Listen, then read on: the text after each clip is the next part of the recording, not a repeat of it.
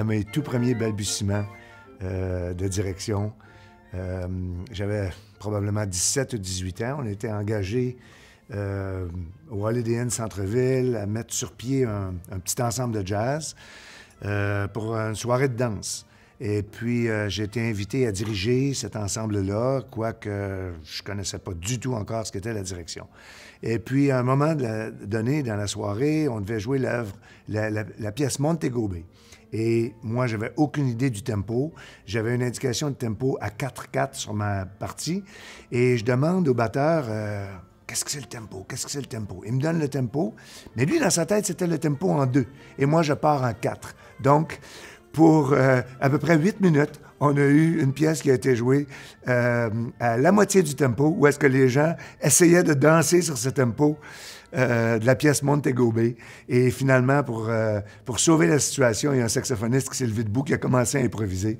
L'ensemble était en larmes et ils étaient tordus de rire, vraiment. Mon parcours comme musicien a commencé à l'âge de 13 ans. J'ai commencé à jouer du tuba à l'école secondaire, comme la plupart des jeunes musiciens. Puis, c'est seulement vers l'âge de 22-23 ans que j'ai commencé à faire de la direction. J'ai été invité à remplacer quelqu'un qui était malade et donc c'était un ensemble communautaire qui m'invitait à remplacer ce musicien. Et j'ai poursuivi mon parcours avec eux, étant donné que le chef n'est jamais revenu. On a par la suite formé l'Ensemble à vent du Conservatoire, l'Orchestre à vent de l'Université de Montréal, la Philharmonie des vents du Québec. Et mon parcours a continué comme chef à partir de toutes ces étapes-là. Mais comme musicien d'orchestre, j'ai joint l'Orchestre métropolitain au début des années 80, après avoir joué dans un orchestre brésilien. Et par la suite, j'ai eu la chance de jouer avec l'Orchestre international d'Italie, Colorado Philharmonic, avec l'Orchestre symphonique de Montréal, toutes les tournées internationales, les enregistrements de disques, sous la direction de plusieurs chefs, dont Charles Dutoit, naturellement, Franz Paul Decker, Otto Werner Müller, Pinchas Zuckerman, Yannick Nézet-Séguin et plusieurs autres. Il y a vraiment des grandes différences entre tous les chefs avec qui j'ai eu la chance de travailler. Certains dirigent premièrement avec baguette, d'autres dirigent sans baguette. Certains semblent très clairs, d'autres semblent plus confus. Le vocabulaire de chacun est extrêmement varié.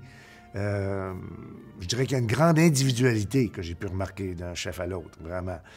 Il y en a qui s'expriment avec beaucoup d'éloquence, avec beaucoup d'explications. D'autres, 3 mots.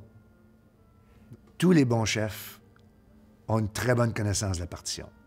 C'est indéniable.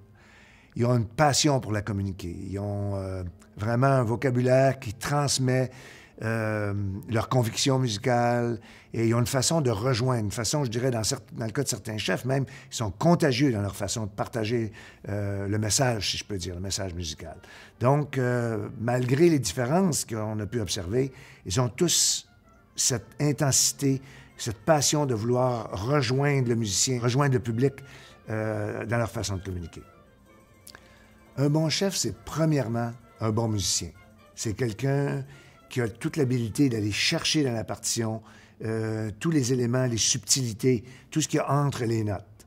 Et qui a aussi l'habilité de les transmettre à l'orchestre. Et c'est aussi quelqu'un qui a l'habilité de transmettre les éléments de la partition à l'orchestre, mais en considérant aussi les besoins des musiciens. Donc, sur le plan technique, il y a une façon de transmettre qui rejoint l'ensemble des musiciens dans leurs besoins. L'objectif global de la démarche est de démystifier un peu le rôle du chef d'orchestre, de donner des outils aussi à quiconque visionnera ces vidéos, des outils pour pouvoir parfaire la direction musicale.